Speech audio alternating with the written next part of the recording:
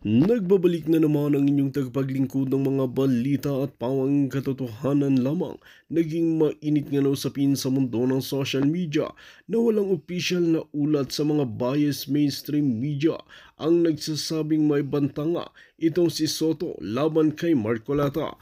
Ang ganitong uri ng pahayag ay maaaring maituring na talagang karumal-dumal at disformasyon lalo kung wala itong batayan sa ilalim ng batas. Ang pagkalat ng paninirang aligasyon ng walang ebidensya ay maaaring humantong sa libel o cyber libel na kaso. Si Marcoleta at si Soto ay parehong matagal nang nasa serbisyo sa publiko at kanilang mga debate ay bahagi ng regular na proseso sa isang demokrasya. Ngunit dito nga natin mapapansin na habang tumatagal nga ay meron pang nakakalkal itong si Marcoleta na ito na mga katiwalya na itinatago nga ni Soto. Kaya naman ngayon ay patuloy ang imbestigasyon at hindi hahayaan na manatili ito sa kanyang posisyon at talagang magsilbi pa rin sa bansang Pilipinas, lalong-lalo nga at laging sinasabi ni Soto na makatao ito, ngunit katiwalian nga ang binabanat laban sa kanya at marami itong ebidensya. Kaya naman ngayon ang bangayan ni Marcoleta at ni Soto ay mas lalo pang tumitindi dahil marami pang nalalaman at marami pang malalaman sa susunod na araw. Well mga kaibigan, para nga sa karagdagang impormasyon, panoorin nga natin ang buong video. At kung bago ka pa lamang sa aking channel, huwag kalimutan i-click ang subscribe button at notification bell para lagi kang updated sa ating mga bagong video. At para sa solid viewers natin dyan, maraming salamat sa walang sawang pagsuporta. Nananahimik ka. Si Prinsipe Abante nananahimik din. Para yatang napipi kayo lahat. Para yatang wala nang tagapagtanggol si Tambaloslos dyan sa Kongreso. Para yatang napipi kayo lahat. Nabusog kayo. Ngayon tago ng tago dahil busog na busog. O, di ba? Ayaw niyong madawit at mabanggit ang inyong pangalan sa nakawan, sa katiwalian, sa mga kawatan. Kung tawagin kayong hindi lang Tambaloslos, kundi kawatan at magnanakaw. Wow, Prinsesa Abante, magsalita ka. Para yatang napipi ka, Prinsesa Abante. Di ba dati talakira ka rin para kang naku po mga kareaksyon dito ba? Yan ang gusto ko. Yan ang gusto kong tawa. Yan, di ba? Yan ang gusto ko, di ba? Yan ang gusto ko. Galing. Yan ang tawang tagumpay. O yan naman ay yung mga young goons. Nasaan na yung mga young guns? The young guns. So wala na sila. Si Gonggong, si Ortega, si Suarez. Oh, mga kareaksyon. Nananahimik ang mga inayupa. Nananahimik po sila lahat. O, di ba? Dito muna tayo mga kareaksyon ha. Bakit? Okay, umaasa ang mga gustong magpatalsik kay Bongbong Marcos ha. Tayo po sinasabi natin dito sa channel na ito, hindi po tayo pabor sa marahas at gusto nating matapos ang termino ni Bongbong Marcos ng matiwasay. Kung tagumpay niya, tagumpay natin. Pero ang pagnanakaw niya, hindi natin pagnanakaw. Kaya mga kareaksyon, dito po mga kareaksyon ha, sinasabi po natin dito, bakit mahirap ang mga Armed Forces of the Philippines ay samahan ng mga taong ayaw na sa gobyernong Bongbong Marcos. Ito po ang katibayan. Hindi. Ito ba ang katibayan na busog din ang mga pamunuan ng AFP? Tanong lang yan ha. Kaya ba kayo ay nananahimik sa nakawan? Sa lantarang nakawan? Sa lantarang pambabastos ng kaban ng bayan? Sa lantaran, AFP, nakaktiba ba kayo ng taong bayan ng konstitusyon? Sino ang iniingatan ninyo? Ang konstitusyon o ang inyong mga bulsa? Tanong lang. Tanong lang yan ha, mga AFP ha. Ito mga kareaksyon. Naniniwala pa rin tayo na mga AFP ay pinoprotekta ng mga ang konstitusyon at si Tambaloslos. Hindi, konstitusyon lang, konstitusyon. Ay, tatawagin ko si Browner.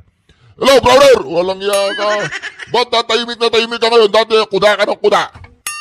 Wala na si Tamba. Wala na yung Diyos-Diyosan mo. Okay ba? Si Browner po yun, taga-dilig ko ng alaman.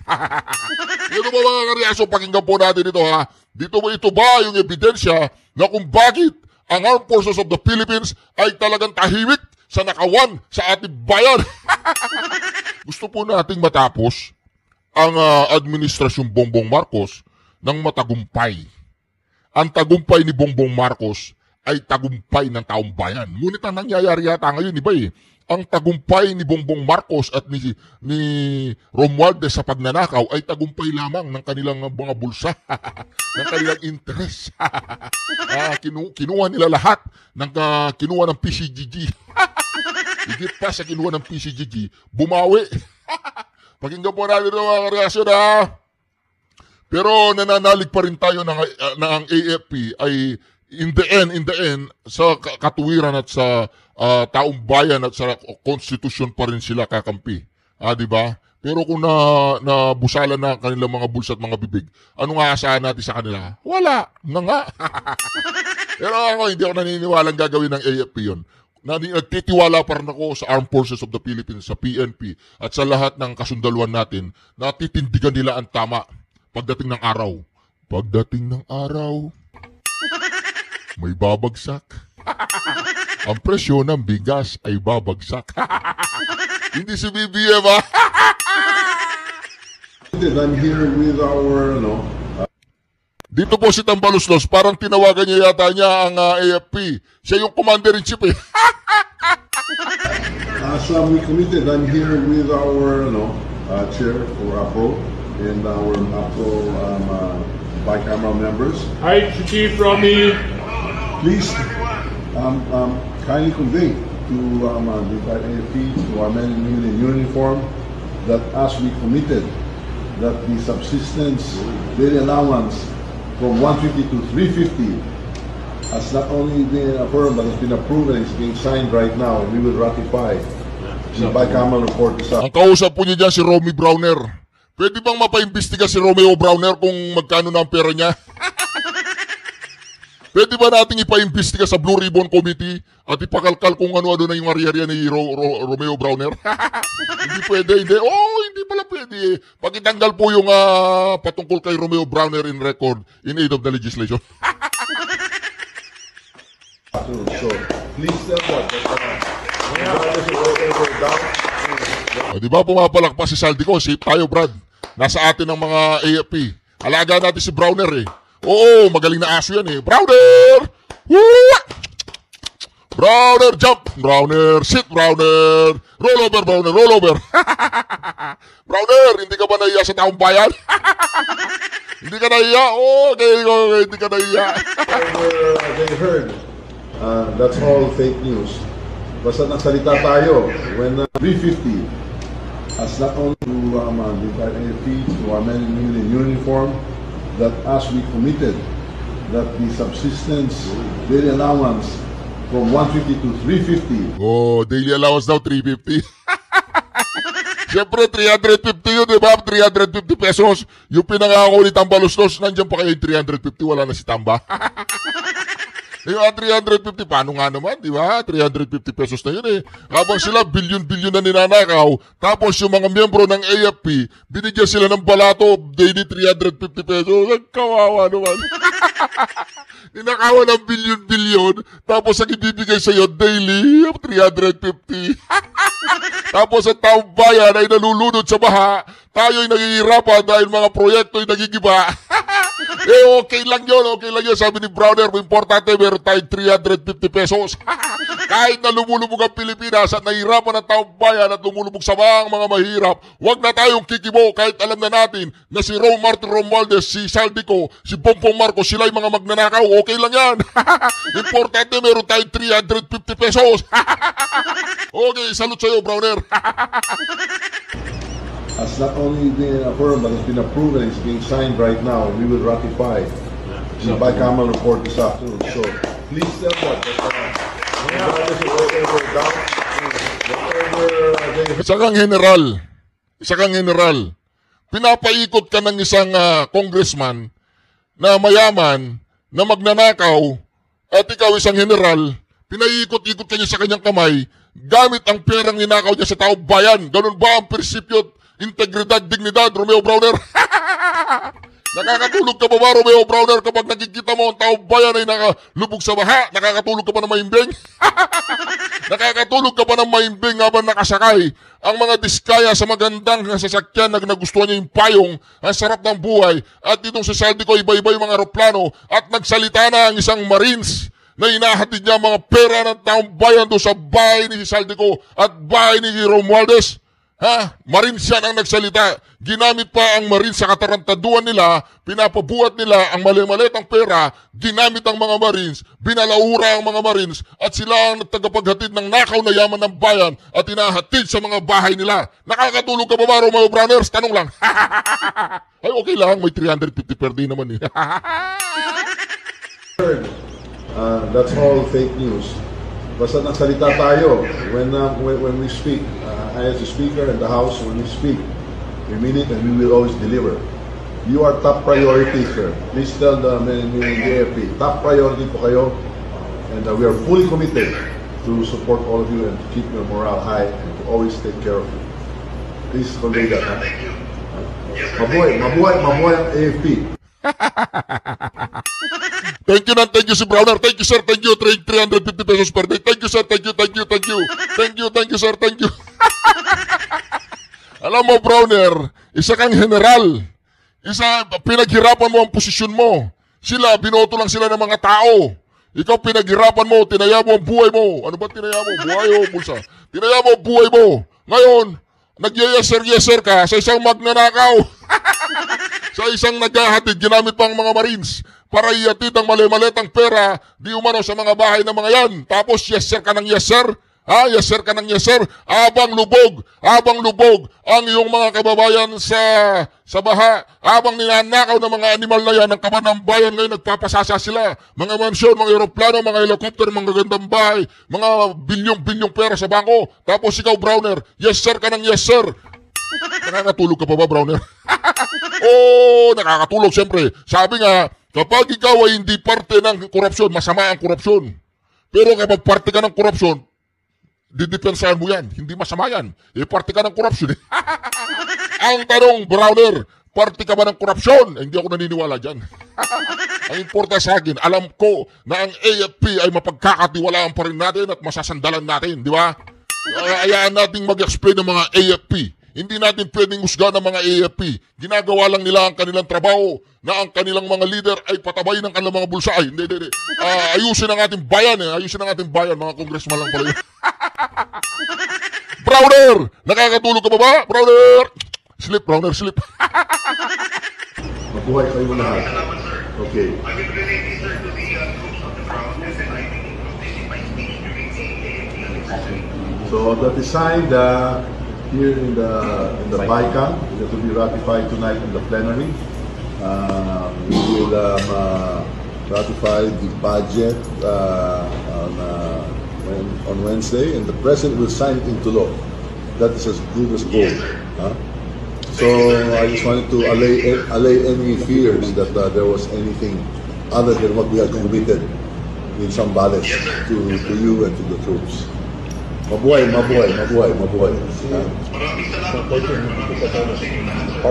Ipakita mo si Saldico, ipakita mo kay Browner si Saldico, yung sangamo niya. Ipakita mo. Oy, tama, ipakita mo si Browner. We look forward to our fellowship on the 13th at Aguinaldo. Okay. Mabuhay. Merry Christmas to all. Thank you. Oy, ipakita mo si Saldico. Oy, tamba, ipakita mo si Saldico, yung sangamo niya. Thank you. Tatago na kayo, tago ka na rin, tamba, tago ka na rin. Rarapiduin ka ni Marcoleta at saka ni Escudero, tamba.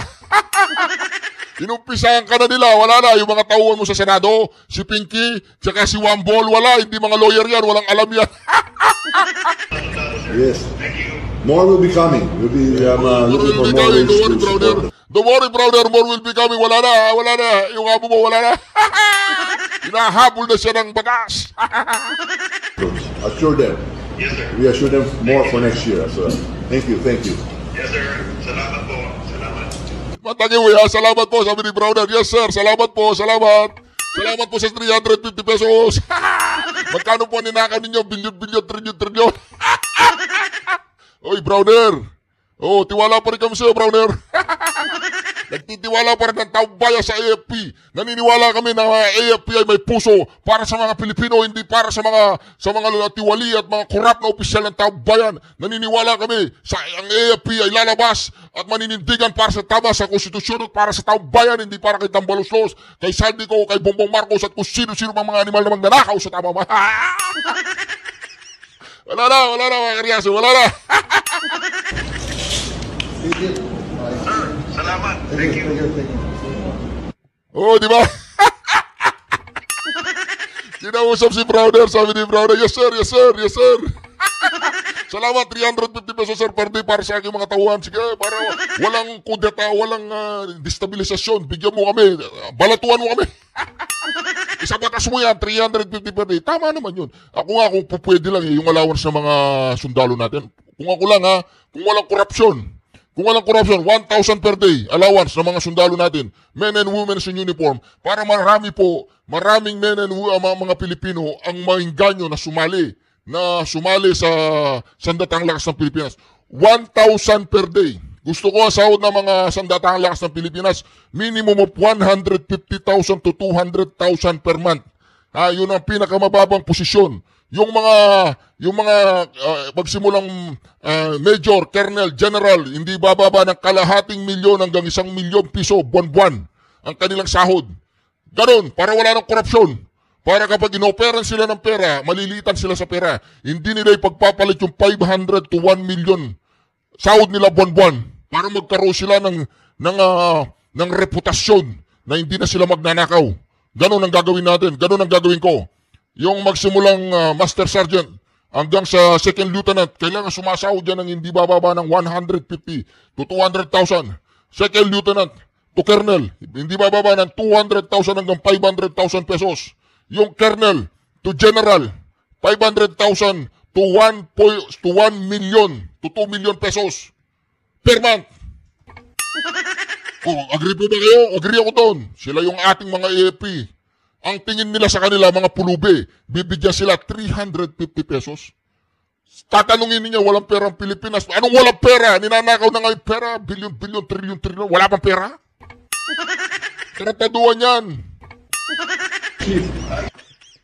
We are not taking this illegal. We will check if there's any violation to our legal side. Legal people will check on that and see what will be the appropriate action that we will take against them. Nagpapanik na po ang armed forces. Ang sabi po nila dito, hindi po ninyo ganong naintindihan. Pag-aaralan daw po nila mga ka-reaction, kung meron silang pwedeng isampa doon sa mga sundalong bumabaligtad sa gobyerno. Pinag-aaralan daw nila na kung meron silang pwedeng isampang kaso. Pero mga ka-reaction, nangangamba na po yung mga yan. Kasi wala na si Tambaluslos. Oo, kasi mismo sa loob ng kanilang hanay, marami na po ang diskontento, maraming disgusto sa administrasyong Bongbong Marcos na nakikita na po nila mga kareaksyon. Ang administrasyong Bongbong Marcos po, ayun na, nasa padausdus na. Bagsak na po kasi nabanggit na po ang pangalan ni Tambaluslos. Kapag nabanggit ang pangalan ni Tambaluslos, sabi nga, si Saldico hindi gagawin na mag-isa, may amo yan. Sinong amo niya? Si Martin Romualdez. Si Martin Romualdez hindi papayag si BBM at si Liza Araneta na gagalaw si Martin Romualdez, magpapayaman si Martin Romualdez at magkakamal ng bilyon, trilyon pera si Martin Romualdez kung wala ang aprobado ng kanyang amo. Sinong amo niya? Si BBM at si Liza Araneta. Nakarating na po ang pangalan na kay Martin Romualdez na po. Ang binanggit na pangalan, ang susunod na pangalan niyan, naghatid na sila ng pera doon sa Guada, sa may Malacanang. So, ang pinoprotektahan po ng mga bayarang media, yung mga bayarang media natin sa Pilipinas na mga putang inang yan, nakarating na po ang pangalan kay Martin Romualdez dahil kay Sergeant Gutesa. At sinemento po yan kahapon ni former Senate President Chis Escudero at ang ating malupit na future Vice President na si Senator Rodante Marcoleta ay sinimiento na po kahapon. Wala, hindi po nakapalag si Pinky. Si Pinky, kuda lang yan ng kuda sa mga social media, sa mga bayarang media. Ganun po kagaling si Pinky Lacson. Pero hindi rin kumipo po si Wambol University. Bakit? Hindi naman sila mga abogado. Hindi sila uubra kay Marcoleta at saka kay Escudero. Si Marcoleta, kilala po natin, at si Escudero. Yan ay malulupit na mga abogado yan. Ngayon mga kareaksyon, nakarating na po ang pangalan kay Martin Romualdez. Sino ang susunod? Ang kasunod yan ay si Bongbong Marcos at si Lisa Araneta. Bakit? Hindi kikilos ang mga yan kung walang mga amo yan. Natatapos lang ang boss doon sa presidente, di ba? Isang buo pa niya yan, di ba? O ngayon, pakinggan po natin ito, mga kareaksyon.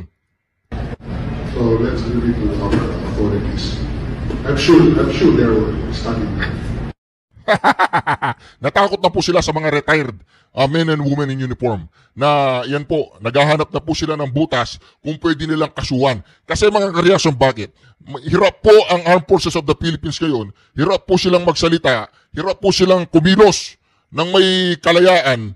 Ito lang po ang tanong, malaking katanungan ng taong bayan.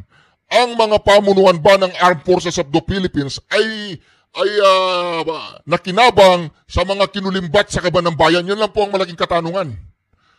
Browner, tanong sa'yo, kayo bang nasa itaas ng Armed Forces of the Philippines ay nakinabang? Nakinabang ba kayo sa kaban ng bayan? Yes or no? Yes or no? Wala, hindi. Hindi raw nakinabang. Pakinggan po natin ngayon si Senator Bato de la Rosa. Pakinggan natin. Hindi ako naniniwala na kinabang si Browner sa nakaw.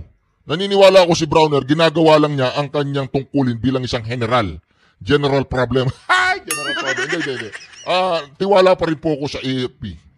Tiwala ako na ipoprotekta nila ang konstitusyon at poprotekta nila ang taong bayan at sila ay hindi papayag sa nangyayaring nakawan na kapag napatunayan na may konektado si Bongbong Marcos, si Lisa Araneta at si Martin Romualdez, alam ko ay hindi mananahimik ang mga Armed Forces of the Philippines. Alam ko na gagawin nila ang tama para sa bayan at gagawin nila ang tama para sa konstitusyon. Pinangahawakan ko pa rin po yan, mga kareaksyon. Sila na lang naman nag-uusap doon. So, hindi natin alam. Pero sa yung allegation, may mga senador din daw po na I don't think so.